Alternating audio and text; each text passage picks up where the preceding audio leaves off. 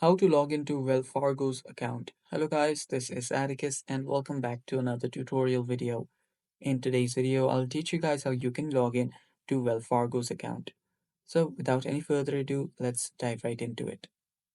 So the first step here is simply search for Wells Fargo on your web browser. Also search for Wells Fargo login and it should be much easier. After you're there you will see mobile and online banking. You can head over there or you can simply head over to its main website as well. After you do either one of those, there on the main website, you will see the login page right here. All you have to do is type in your username and then type in your password from here. And if you want to save your username to make your future login process easier, you can simply tap on this checkbox and tap on sign on to log in into your account. That's the way you can do it from the main web page. Now, else, if you want to do it, you can do it from here as well. So you can download the app and then log in.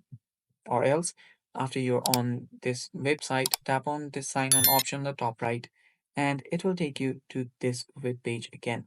So all you have to do is do the same, type in your username, then your password, and again, if you want to save your username, tap on this checkbox and tap on sign on and you'll be logged in.